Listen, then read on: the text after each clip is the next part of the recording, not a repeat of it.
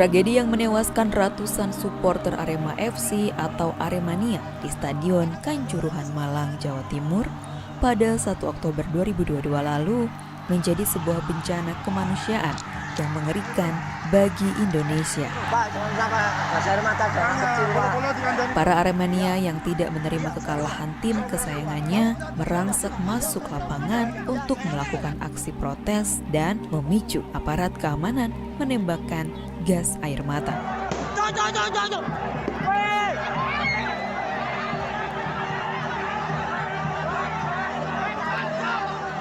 Kerusuhan pada pertandingan sepak bola memang bukan hal baru. Namun, sebegitu hororkah potret pertandingan sepak bola di Indonesia?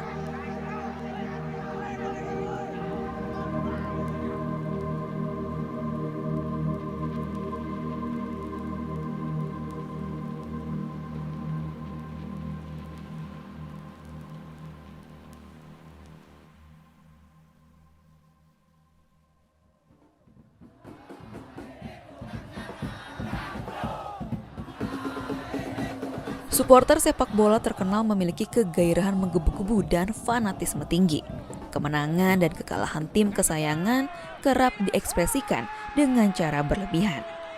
Apalagi melihat Arema kalah untuk pertama kalinya dari Persebaya sejak 23 tahun terakhir.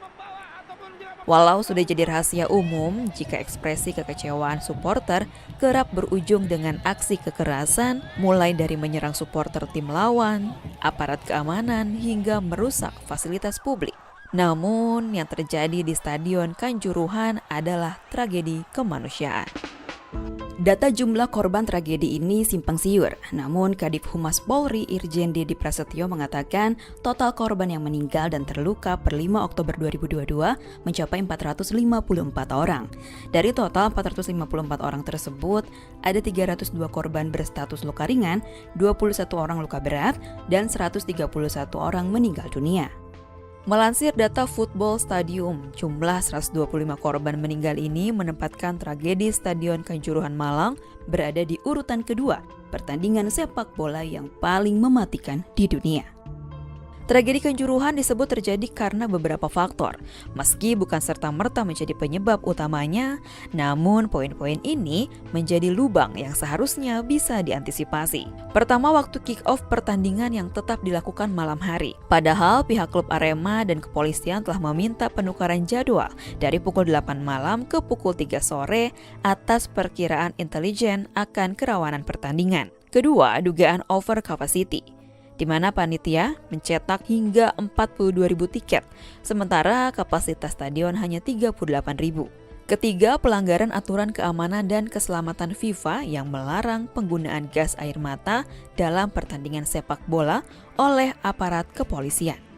Dan keempat, terbatasnya pintu keluar stadion saat pertandingan selesai yang membuat penonton berdesakan dan terinjak. Kejadian Kanjuruhan semestinya bisa belajar dari tragedi Hillsborough di Inggris 47 tahun silam yang menelan 96 jiwa. Manajemen massa mulai dari infrastruktur dan asesmen yang buruk berhadapan dengan kapasitas massa yang banyak berdampak pada kehilangan nyawa.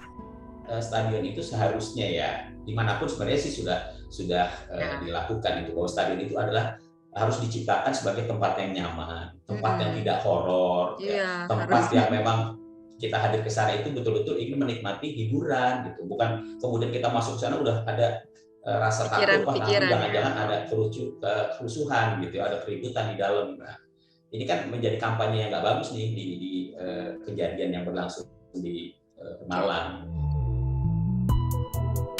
Kasus kematian supporter sepak bola di Indonesia memang kerap terjadi ternyata dalam beberapa tahun terakhir. Sebelum tragedi Kanjuruhan, Lembaga Penelitian Save Our Soccer atau SOS mencatat setidaknya ada 78 supporter bola yang tewas sejak Januari 1995 sampai Juni 2022. Jika dilihat dari klub yang didukungnya, mayoritas supporter yang tewas adalah pendukung klub sepak bola asal Surabaya, yakni Persebaya, dengan jumlah total 17 orang. Kemudian supporter Arema dan Persija yang tewas masing-masing sebanyak 9 orang. Sementara jika dilihat dari penyebab kematiannya didominasi oleh tindak pengeroyokan yang berjumlah 22 orang. Kemudian ada 17 orang yang tewas karena jatuh dari kendaraan dan 14 orang yang tewas karena tusukan benda tajam. Guna menindaklanjuti tragedi ini, Presiden Joko Widodo pun akhirnya menghentikan sementara pertandingan Liga 1 dan meminta seluruh pihak fokus pada investigasi penyebab terjadinya tragedi Kanjuruhan. Kepada Kapolri, saya minta melakukan investigasi dan mengusut tuntas kasus ini. Untuk itu, saya juga memerintahkan PSSI untuk menghentikan sementara Liga 1 sampai evaluasi dan perbaikan prosedur pengamanan dilakukan. Pemerintah bahkan telah membentuk Tim Gabungan Independen Pencari Fakta atau TGIPF yang dipimpin Menko Polhukam Mahfud MD.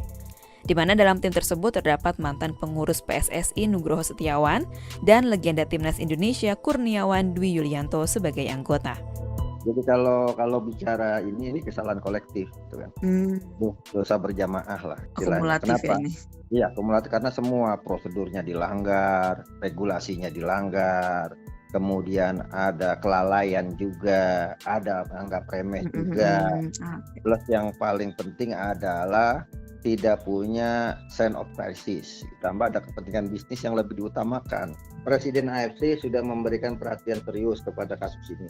Presiden FIFA memberikan perhatian serius, bahkan kantor FIFA mengibarkan bendera setengah tiang dan menyatakan bahwa ini merupakan hari kelam sepak bola dunia. Artinya FIFA ini sedang memantau sejauh mana pemerintah dan juga PSSI menangani kasus ini secepat-cepatnya gitu kan, dan setegas-tegasnya usut tuntasnya sejauh mana gitu kan. Kalau kemudian dilihat ternyata tidak meyakinkan apa yang dilakukan oleh pemerintah Indonesia dan juga PSSI, ya bukan mustahil status sebagai tuan rumah Piala Dunia akan dicabut.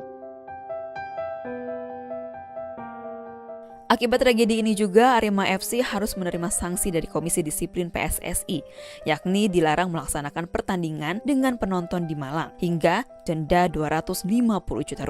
Ditambah lagi ada beberapa potensi sanksi dari FIFA nantinya. Lantas pertanyaannya, dari hukuman PSSI, FIFA, atau what the hell yang akan digaungkan, apakah sepadan dengan ratusan nyawa yang sudah hilang?